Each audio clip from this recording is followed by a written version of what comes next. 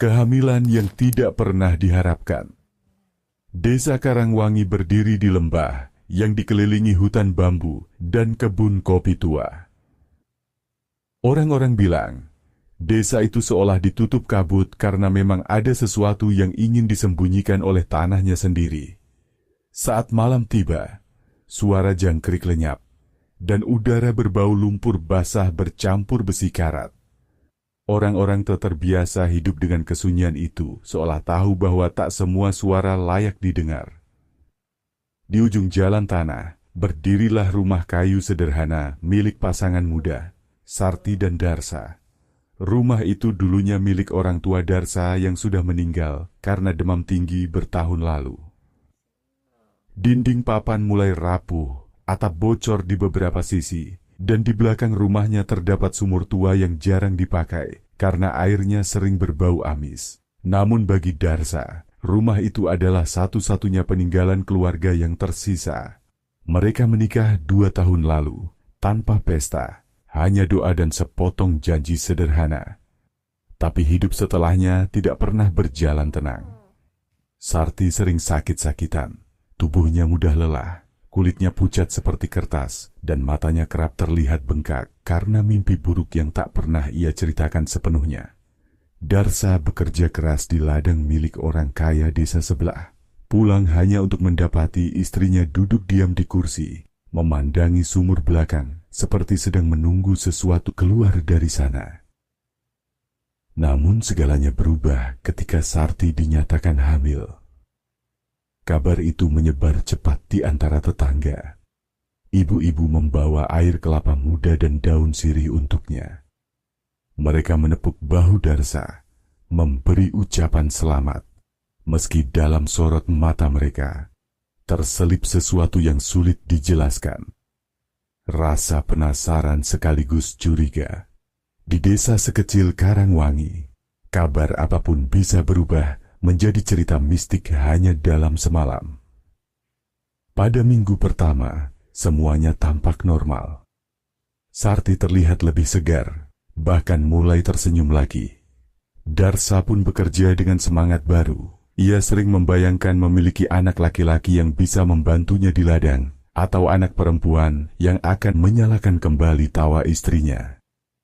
Namun pada malam ke-7, sesuatu berubah.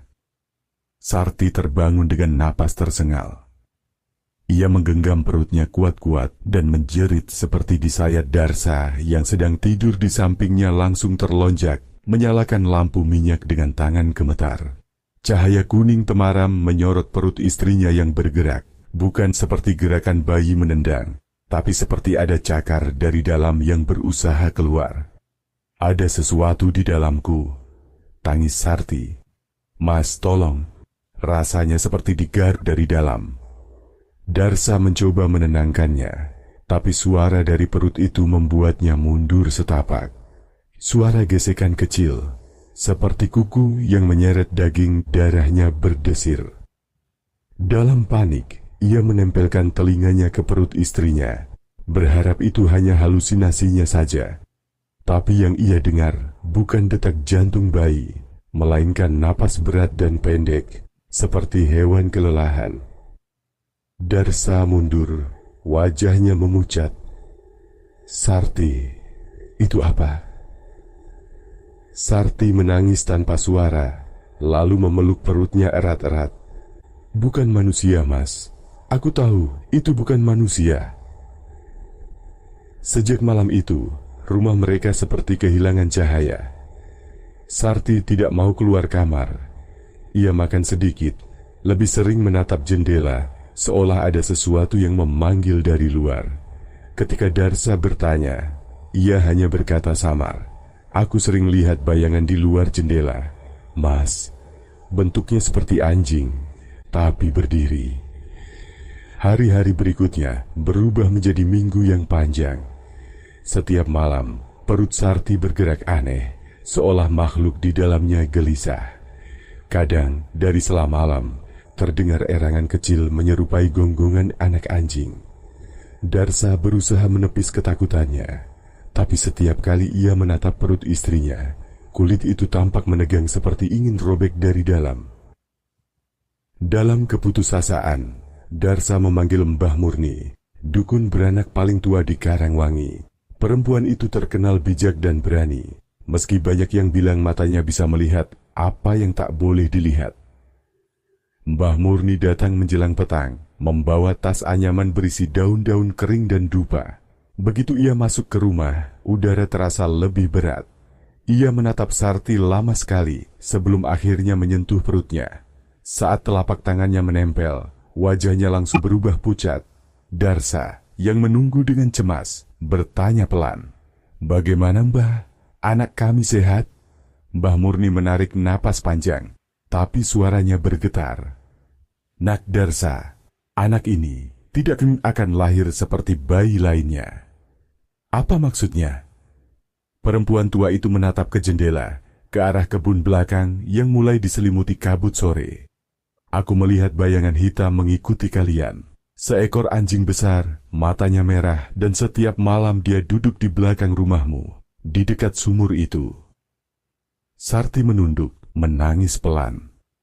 Darsa ingin menyangkal, tapi ia sendiri sering mendengar suara cakaran di bawah lantai kayu setiap malam. "Kalau begitu, tolonglah kami, Mbah," pintanya lirih. "Apa yang harus aku lakukan?" "Jaga rumahmu saat malam tiba. Jangan biarkan anjing apapun masuk halamanmu. Dan jika kau mendengar lolongan saat bulan purnama, jangan keluar. Itu saat roh binatang mencari tempat baru untuk berdiam," jawab Mbah Murni pelan sambil menyiapkan dupa. Namun pesan itu datang terlambat. Sejak malam itu, anjing-anjing liar mulai berkeliaran di sekitar rumah Sarti. Jumlahnya tak pernah tetap. Kadang 2, kadang 5, kadang belasan.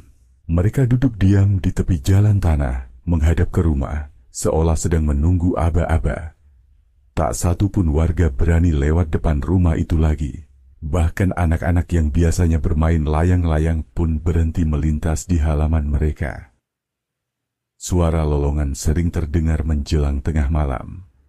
Tidak panjang, tapi ritmis. Seperti isyarat. Setiap kali lolongan itu terdengar, Sarti menutup telinga, menggigil sambil memegangi perutnya. Kadang ia menggumam hal aneh. Nama-nama yang tidak dikenal, bahasa yang tak dimengerti. Darsa mulai ketakutan. Ia ingin membawa Sarti pergi ke rumah dukun lain, tapi perempuan itu menolak. "Kalau aku pergi dari sini, dia akan marah," katanya sambil menatap keluar jendela. "Dia sudah bilang ingin lahir di sini, di rumah ini." "Dia siapa?" tanya Darsa. Tapi Sarti tidak menjawab. Hari berganti minggu.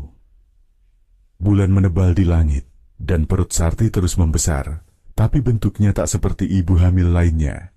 Tonjolannya lebih menonjol di sisi kanan, tidak bulat simetris. Kadang tonjolan itu berpindah posisi, menonjol ke rusuk atau ke bawah pusar. Seolah makhluk di dalam sana tak sabar ingin keluar. Tetangga yang berani menengok hanya satu, Ibu Marsi, wanita paruh baya yang dulu menolong persalinan di desa.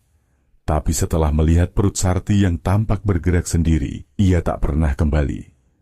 Beberapa orang bahkan mulai menyebarkan cerita bahwa Sarti telah dikutuk.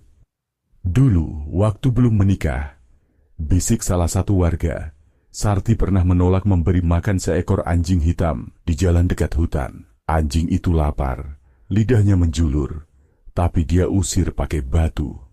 Malamnya, anjing itu mati di depan rumahnya. Katanya, roh anjing itu menuntut balas. Cerita lain lebih menakutkan. Konon ada roh penunggu sungai yang bisa menyusupi rahim wanita kesepian untuk melahirkan anaknya ke dunia manusia. Darsa mendengar semua bisik-bisik itu, tapi tak berdaya menghentikannya. Ia hanya bisa berjaga tiap malam sambil memegang parang, menatap keluar jendela, menunggu sesuatu muncul dari kabut. Malam demi malam berlalu. Bau besi dan darah semakin sering tercium di rumah itu. Kadang, saat Darsa mencuci pakaian istrinya, ia melihat noda hitam di baju tidur Sarti, padahal luka di tubuhnya tak ada. Saat ia bertanya, Sarti hanya menjawab pelan, "Itu bukan darahku." Lalu tibalah malam ke-40. Langit diselimuti awan tebal, tapi di tengahnya muncul bulan berwarna merah darah. Darah. Kabut turun menutup kebun kopi, dan udara menjadi dingin menusuk. Dari kejauhan, terdengar lolongan panjang. Tapi kali ini tidak berhenti. Puluhan suara bersahut-sahutan, seperti paduan suara dari neraka. Darsa yang sedang setengah tertidur di kursi kayu, tiba-tiba mencium bau anyir darah. Ia berdiri tergesa, menyalakan lampu minyak, lalu berlari menuju kamar. Pintu kamar terbuka perlahan, dan di dalamnya ia melihat Sarti terbaring di lantai. Tubuhnya melengkung, perutnya menggeliat hebat seperti hidup sendiri. Cairan gelap merembes keluar, membasahi lantai papan. "Sarti!" seru Darsa, tapi langkahnya tertahan. Matanya menangkap sesuatu di dekat jendela. Bayangan besar dengan dua mata menyala merah, sedang duduk diam menatap dari luar. Anjing hitam itu tidak menggonggong, tidak bergerak. Hanya menatap, seolah menunggu sesuatu lahir dari rahim perempuan itu. Sarti membuka mulutnya, berteriak. Tapi suaranya bukan jeritan manusia, melainkan erangan panjang, mirip gonggongan yang tercekik. Di luar, anjing-anjing liar menjawab dengan lolongan serempak. Tanah bergetar. Udara menjadi pekat oleh bau darah dan dupa yang tersisa di altar kecil buatan Mbah Murni. Dan di tengah semua itu, Darsa hanya bisa berdiri terpaku. Tak tahu apakah yang akan lahir malam itu masih bisa disebut manusia. Malam di Karangwangi terasa begitu panjang malam itu. Awan hitam menutup bulan, dan hanya sesekali kilatan petir menyambar di kejauhan, menyingkap wajah hutan bambu yang seolah bergerak hidup. Udara di sekitar rumah Sarti menjadi pengap dan amis, seperti bau besi bercampur bangkai. Di dalam rumah, Sarti menjerit sekuat tenaga. Suaranya serak, tidak lagi seperti manusia. Ia berbaring di lantai, tubuhnya menggigil hebat. Dari celah lantai kayu, darah mulai menetes ke tanah di bawah rumah, mengalir seperti air hujan. Darsa berlari dengan panik membawa lampu minyak. Sinarnya bergetar mengikuti getaran tangannya. "Mas, dia mau keluar," teriak Sarti dengan mata mendelik. Darsa menelan ludah. Apa yang dimaksud dia? Bayi mereka? Atau makhluk yang selama ini ia takutkan? Ia mendekat, namun bau darah membuatnya ingin muntah. Lantai di bawah tubuh Sarti sudah berubah jadi genangan merah kehitaman. Cairan itu lebih kental dari darah biasa, dan ada gumpalan-gumpalan kecil bergerak di dalamnya, seperti cacing. Teriakan Sarti semakin keras, berubah menjadi suara campuran antara manusia dan gonggongan lirih. Tubuhnya melengkung menahan sakit, dan di setiap hentakan, suara dari dalam rahimnya terdengar jelas. Suara retakan tulang yang membuat bulu kuduk Darsa berdiri. "Ya Tuhan," bisik Darsa, "apa yang terjadi padamu, Sarti?" Ia berlari keluar untuk mencari pertolongan, tapi langkahnya terhenti di beranda. Jalan setapak menuju rumahnya sudah dipenuhi anjing-anjing hitam. Puluhan, mungkin ratusan. Mereka duduk melingkar rapat, membentuk barisan seolah sedang menjaga sesuatu di dalam rumah itu. Mata mereka menyala merah di tengah gelap, dan semua menatap ke arah Darsa tanpa suara. Darsa mencoba berteriak, tapi tenggorokannya seolah terkunci, nafasnya memburu. Seekor anjing yang paling besar, mungkin pemimpin kawanan itu, melangkah maju 2 tapak, lalu menggeram rendah. Geraman itu panjang dan dalam, seperti ancaman yang bisa dimengerti tanpa bahasa. Dengan tubuh gemetar, Darsa mundur perlahan dan menutup pintu rapat-rapat. Dari luar, tidak ada suara langkah anjing, tapi udara di dalam rumah berubah berat. Seolah semua napas makhluk di luar ikut masuk lewat celah kayu. Lalu terdengar suara dari kamar, Sebuah suara kecil, lirih, seperti bayi menangis. Tapi di sela tangisan itu, terdengar pula gonggongan kecil. Darsa berlari kembali ke kamar. Ia memegang lampu minyak tinggi-tinggi, tapi cahaya justru membuat pemandangan itu semakin nyata. Bayangan kecil bergerak di bawah selimut berdarah Sarti masih di lantai. Tubuhnya lemas, matanya setengah tertutup. Bibirnya bergetar, mencoba mengucap sesuatu yang tak terdengar. Darsa mendekat pelan, membuka sebagian kain yang menutupi perut istrinya, dan di sana, di antara darah dan potongan ari-ari, terlihat sesuatu yang menggeliat pelan tubuh kecil, licin, berwarna merah gelap. Ia berpikir itu bayi prematur. Tapi ketika ia menunduk lebih dekat, jantungnya hampir berhenti berdetak. Makhluk itu memiliki moncong. Dan saat ia terengah, makhluk kecil itu mengeluarkan gonggongan pelan seperti anak anjing baru lahir. Darsa mundur spontan, menjatuhkan lampu minyak api, hampir menyambar kain di lantai, sebelum ia buru-buru menendangnya menjauh. Nafasnya tersengal. Ia ingin lari, tapi kakinya kaku. Pintu rumah terbuka keras. Mbah Murni datang. Perempuan tua itu berdiri di ambang pintu kamar. Matanya membesar melihat darah yang menggenang di lantai. Ia tak berkata apa-apa selama beberapa detik, hanya menatap tubuh Sarti dan makhluk kecil di dekatnya.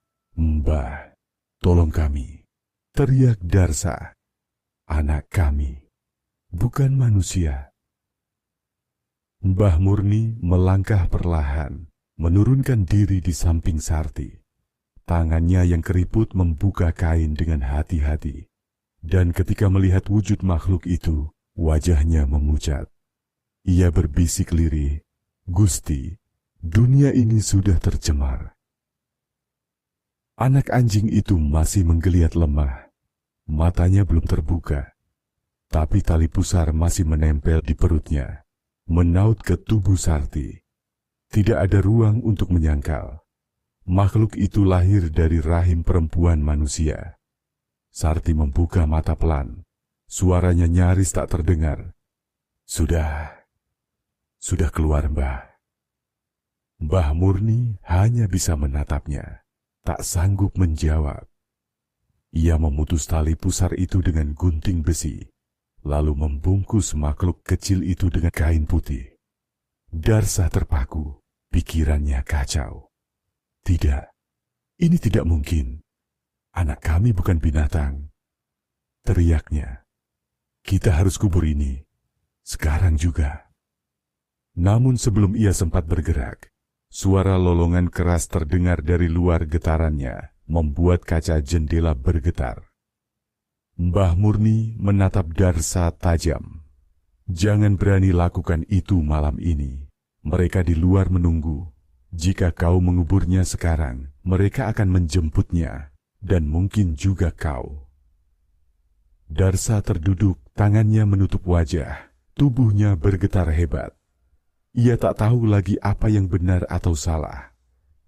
Mbah Murni memerintahkan Darsa menyalakan dupa dan mengunci semua pintu. Ia kemudian mengangkat makhluk kecil itu, memandikannya dengan air garam dan daun bidara. Tapi meski sudah dibersihkan, darah di tubuh anjing itu terus menetes, seolah keluar dari kulitnya sendiri. "Ini bukan makhluk biasa," gumam Mbah Murni. "Tapi aku tak tahu, apakah dia dikutuk, atau memang lahir untuk membawa kutukan." Menjelang fajar, setelah doa dan mantra panjang, Sarti akhirnya sadar. Wajahnya pucat, tapi matanya lembut. Ia meminta melihat bayinya. Darsa menolak, tapi Mbah Murni memberi isyarat agar ia menuruti. Saat Darsa mengangkat kain putih itu, makhluk kecil itu membuka matanya. Sepasang mata coklat lembut, persis milik Sarti. Tidak merah, tidak buas, justru seperti manusia yang sedang memandang ibunya. Sarti tersenyum samar, lalu menangis. "Dia anak kita, Mas. Jangan buang dia." Kata-kata itu menusuk hati Darsa. Ia ingin membantah, tapi lidahnya keluh. Ia hanya bisa menatap makhluk itu yang kini diam di pelukan Sarti, seolah tahu ia aman di sana. Ketika matahari terbit, Mbah Murni berdiri di ambang pintu, menatap jalan desa yang masih dipenuhi anjing-anjing liar. Tapi kali ini, satu persatu dari mereka mulai pergi, menuruni jalan tanah menuju hutan, seolah tugas mereka sudah selesai. Apakah mereka pergi karena makhluk itu sudah lahir? Tanya Darsa dengan suara serak. Mbah Murni menjawab tanpa menoleh. Bukan, mereka pergi karena pemimpin mereka sudah berada di dalam rumah ini. Darsa menegang. Maksud Mbah? Namun Mbah Murni tidak menjawab, ia hanya berjalan menjauh dengan langkah lemah. Sebelum menghilang di tikungan jalan, ia berucap lirih, jika benar dia dikutuk, maka kutukan itu harus dijaga sampai waktunya kembali. Kata-kata itu bergema lama di kepala Darsa. Hari-hari setelahnya berjalan seperti mimpi buruk yang tenang. Sarti tak pernah benar-benar pulih. Tubuhnya kurus, kulitnya pucat, tapi ia tampak damai setiap kali memeluk makhluk kecil itu. Ia memberinya nama Geni. Katanya, karena tubuhnya hangat seperti bara api, Geni tidur di pelukan Sarti setiap malam, menyusu seperti bayi manusia, dan sesekali menggonggong pelan jika Darsa mendekat. Darsa tidak sanggup menatapnya. Setiap kali mendengar suara gonggongan kecil itu, hatinya mencelos. Ia pernah mencoba mengubur makhluk itu diam-diam. Suatu malam, ketika Sarti tertidur, ia membawa Geni keluar rumah, membungkusnya dengan kain goni. Tapi begitu ia mulai menggali tanah di belakang rumah, suara lolongan keras menggema dari segala arah. Ratusan anjing muncul dari kegelapan, matanya merah, bulunya basah oleh embun. Mereka mengepungnya, menggeram tanpa suara. Darsa membeku. Di tengah lingkaran itu, seekor anjing betina tua maju ke depan. Dari moncongnya menetes darah. Ia mendongak dan melolong sekali. Dan Darsa bersumpah, lolongan itu terdengar seperti suara Sarti yang menangis. Tak sanggup menahan ketakutan, Darsa menutup lubang galian itu dan kembali ke rumah. Sarti sudah bangun, berdiri di depan pintu, menatapnya tanpa ekspresi. Aku sudah bilang, Mas, ucapnya pelan. Jangan buang anak kita. Malam itu Darsa tak tidur. Ia duduk di kursi dekat tungku, mendengar suara napas dua makhluk di kamar, istrinya dan sesuatu yang seharusnya tak pernah lahir. Kadang di antara suara mereka, terdengar suara cakaran di lantai dan nafas cepat seperti binatang kecil sedang berlari. Hari-hari berikutnya, Darsa semakin jarang pulang. Ia mulai menginap di ladang, mencari alasan untuk menjauh. Tapi setiap kali malam turun, ia mendengar lolongan dari arah rumahnya. Suara anjing kecil yang bersahut dengan tangisan perempuan. Di desa, orang-orang mulai bergosip. Beberapa mengaku melihat Sarti berjalan di halaman sambil menggendong sesuatu dalam kain putih. Saat lewat di bawah cahaya bulan, bayangan di tanahnya bukan 2 kaki, melainkan 4. Mbah Murni datang sekali lagi, beberapa minggu kemudian. Ia duduk di beranda, menatap Sarti dan makhluk kecil yang bermain di pangkuannya, matanya kosong. Sarti, katanya lembut, kau tahu dia bukan manusia. Dunia ini tak akan menerima keduanya. Sarti tersenyum samar. Dunia tak perlu menerimanya, Mbah. Aku saja cukup. Mbah Murni menatap Darsa yang berdiri di belakang. Wajahnya letih. Jaga rumah ini baik-baik, katanya. Karena mulai malam ini, bukan anjing yang menjaga kalian, tapi sesuatu yang jauh lebih lapar. Sejak malam itu, tak ada lagi suara gonggongan di sekitar rumah Sarti. Tapi setiap kali ada yang lewat di depan rumah itu pada malam hari, mereka mendengar suara bayi menangis diikuti erangan hewan. Kadang bayangan Sarti terlihat di jendela, memeluk sesuatu yang menjulurkan lidah merah panjang.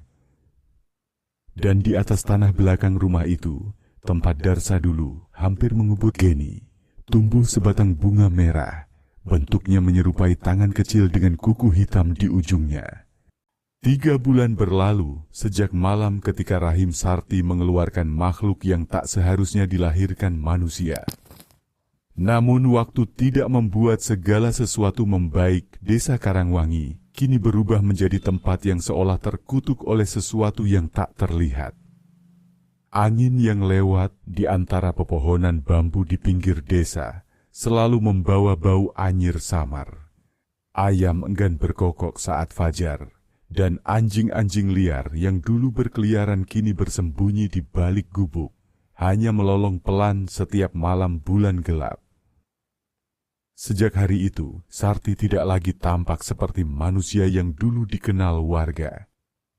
Ia jarang keluar rumah, dan jika pun keluar, langkahnya pelan dan kaku. Tubuhnya dibungkus kain panjang hingga menutupi leher. Dan di dalam pelukannya selalu ada sesuatu yang ia gendong erat dalam kain putih. Para tetangga tak lagi berani menyapanya. Dari celah jendela, mereka hanya mengintip, memperhatikan bayangan 2 kaki yang berjalan pelan. Namun di bawah kain putih itu, kadang terlihat bayangan 4 kaki kecil yang bergerak bersamaan dengan langkahnya. Desas-desus pun beredar di antara warga. Ada yang mengatakan bayi itu bukan makhluk dunia.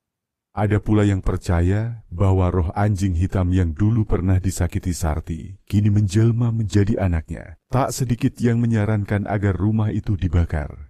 Tapi tak ada yang berani benar-benar melakukannya. Karena setiap kali seseorang berani mendekat terlalu dekat ke rumah Sarti, mereka mendengar suara lolongan dari balik dinding, diikuti bisikan halus menyerupai tangisan bayi. Malam-malam berikutnya menjadi lebih aneh. Saat bulan purnama muncul, suara dari rumah Sarti terdengar lebih jelas. Bukan hanya gonggongan, tapi juga suara langkah-langkah di dalam rumah, seperti cakar kecil yang berlari-lari di lantai kayu. Kadang terdengar tawa lirih seorang wanita, tawa yang seharusnya menenangkan, namun di dalamnya ada nada kelam. Seperti suara dari dalam sumur dalam yang penuh gema. Darsa, suami Sarti, hidup dalam ketakutan dan rasa bersalah. Sejak malam kelahiran itu, ia tak lagi tidur dengan tenang. Setiap kali memejamkan mata, ia mendengar suara kecil menggonggong dari bawah ranjang. Kadang ia merasa seperti ada sesuatu yang duduk di dadanya, menatapnya dengan mata bulat yang lembab. Napasnya hangat dan berbau tanah basah. Ia pernah mencoba keluar rumah untuk menenangkan diri, tapi di luar pun tidak lebih baik. Puluhan pasang mata anjing liar menatapnya dari balik pepohonan setiap malam, seolah mereka menunggu perintah. Hari demi hari, kewarasan Darsa terkikis. Ia menyaksikan istrinya semakin jauh dari manusia. Sarti mulai berbicara sendiri di malam hari. Ia menyanyikan lagu Nina Bobo untuk anaknya. Tapi kata-katanya terdengar melantur. Kadang ia duduk di depan tungku, mengelus sesuatu yang membisu di pelukannya sambil berkata, "Jangan takut nak, ibu di sini. Dunia mereka tak akan menyakitimu lagi." Darsa tahu, jika dibiarkan, mereka berdua akan menenggelamkan dirinya dalam kegilaan. Ia mencoba meminta bantuan Mbah Murni, tapi dukun tua itu kini tak mau datang lagi. Kutukan sudah tertanam, katanya dari balik pintu, yang keluar dari rahim manusia. Tapi bukan manusia, tak bisa dikembalikan tanpa harga. Jika kau ingin bebas, hanya ada satu cara. Kembalikan dia ke tempat asalnya. Malam itu, Darsa membuat keputusan yang paling kelam dalam hidupnya. Ia menunggu Sarti tertidur, lalu dengan langkah gemetar, ia mendekati tempat tidur. Lampu minyak di pojok ruangan bergetar karena angin yang masuk dari celah jendela, membuat bayangan Sarti tampak seperti 2 sosok sekaligus, satu manusia, satu hewan. Di pelukannya, Di dalam kain putih itu, Darsa melihat kepala kecil yang bergerak pelan, dan dari celah kain keluar lidah kecil merah basah yang menjilat-jilat udara. Ia menahan napas, lalu perlahan mengangkat makhluk itu. Kainnya terlepas sedikit, memperlihatkan bentuk tubuh mungil seekor anjing, tapi wajah itu menyerupai bayi kulitnya halus, namun di sekitar matanya tumbuh bulu tipis, dan ketika Darsa menatap lebih dekat, makhluk itu membuka matanya, sepasang mata manusia, mata Sarti sendiri. Darsa menjerit pelan, hampir menjatuhkannya, tapi segera menggigit bibirnya agar tak membangunkan istrinya. Ia tahu tak ada jalan kembali. Dengan langkah berat, ia keluar rumah, menembus dingin malam. Langit tanpa bintang dan udara penuh kabut tipis. Saat ia melewati jalan setapak menuju sungai, lolongan pertama terdengar dari kejauhan. 1, 2, kemudian puluhan. Dalam hitungan menit, Darsa melihat anjing-anjing dari seluruh desa keluar dari kegelapan. Mereka tidak menyerang, tidak mendekat, hanya duduk melingkar di sekitar jalan yang ia lewati, menatapnya dengan tatapan yang hampir seperti manusia, penuh amarah dan kesedihan. Namun Darsa terus berjalan. Di tepi sungai, air mengalir pelan dan berbau lumpur. Ia menatap makhluk kecil di tangannya, yang kini mulai menggeliat, mengeluarkan suara lirih seperti bayi menangis. Tangisan itu berubah menjadi gonggongan kecil, lalu kembali menjadi tangisan lagi, seolah dua suara berebut keluar dari tenggorokannya. Darsa menatap langit, menahan air mata. Kembalilah ke tempat asalmu. Suaranya pecah. Kau tak seharusnya ada di dunia ini. Ia mengangkat makhluk itu tinggi-tinggi, lalu melemparkannya ke sungai air bergemuruh. Percikan kecil menyentuh wajahnya. Ia menatap permukaan air yang beriak, menunggu tanda apapun. Tapi tak ada darah, tak ada gerakan. Hanya keheningan. Saat ia berbalik, kabut di sekitar sungai menebal. Dari balik kabut itu, terdengar langkah pelan. Langkah kaki manusia tanpa alas. Darsa terpaku, lalu melihat sosok berdiri di ujung jalan. Sarti. Wajahnya pucat, matanya hitam seluruhnya, tanpa sedikit pun putih. Rambutnya terurai basah, meneteskan air sungai. Dan ketika ia berbicara, suaranya dua lapis. Satu suara perempuan, satu suara anjing dewasa yang menggeram rendah. Kenapa kau bunuh anak kita, Mas? Darsa mundur beberapa langkah. Namun tanah di bawah kakinya licin, ia jatuh terduduk. Sarti melangkah perlahan ke arahnya, dan setiap langkahnya meninggalkan jejak kaki ganda. Satu manusia, satu binatang. Dari dalam dadanya terdengar suara napas berat, seperti ada sesuatu di dalam tubuhnya yang hidup sendiri. Dia hanya ingin hidup, seperti kita, kata Sarti pelan, lalu menunduk. Dari mulutnya keluar darah hitam kental, dan di dalam darah itu, Darsa melihat sesuatu bergerak. Teriakan Darsa memecah malam. Warga desa terbangun, mendengar suara gonggongan bersahut-sahutan, bercampur jeritan manusia. Tak ada yang berani keluar rumah. Lolongan itu terus berlanjut hingga fajar menyingsing, lalu hening. Ketika pagi datang, rumah Sarti hanya menyisakan arang hitam dan dinding kayu yang hangus sebagian. Tak ada jasad di dalamnya. Di tanah basah di depan rumah, warga menemukan jejak kaki manusia dan anjing yang bertumpuk mengarah ke sungai, lalu menghilang di antara kabut pagi. Sejak hari itu, tak ada lagi yang berani tinggal di sekitar tempat itu. Rumah Sarti dibiarkan kosong, dan desa Karangwangi perlahan ditinggalkan. Namun bagi mereka yang masih menetap, malam-malam hujan selalu membawa sesuatu yang menakutkan. Setiap kali petir menyambar dan air sungai meluap, dari arah sungai terdengar suara tangisan bayi, lirih, memohon, lalu diikuti gonggongan panjang yang menggema di bukit-bukit warga. Yang mencoba mendekat mengaku melihat sosok perempuan berdiri di tepi air, menggendong sesuatu yang menggeliat di kain putih. Matanya bersinar merah dalam gelap, dan di sekelilingnya ada puluhan anjing duduk tenang, melindunginya. Tak ada satupun anjing di desa itu yang mau minum dari sungai itu lagi. Mereka hanya berdiri di tepi, menatap air, lalu menggonggong ke arah arus yang gelap. Warga percaya, Sungai Karangwangi kini bukan sekadar aliran air. Ia telah menjadi jalan antara dunia manusia dan dunia yang seharusnya tertutup. Dan ketika bulan purnama menggantung di atas desa, angin sering membawa suara dari jauh. Suara perempuan bersenandung lagu Nina Bobo, diikuti oleh tangisan bayi dan gonggongan kecil yang terdengar seolah lahir dari perut bumi. Konon, siapapun yang mendengar suara itu terlalu lama akan bermimpi buruk selama 7 malam. Dalam mimpi itu, mereka akan melihat Sarti berjalan di tepi sungai, menggendong anaknya yang memiliki wajah manusia dan tubuh anjing, menatap lurus ke arah mereka sambil berkata, "Setiap ibu akan mencari anaknya, bahkan sampai ke dunia orang mati. Time equals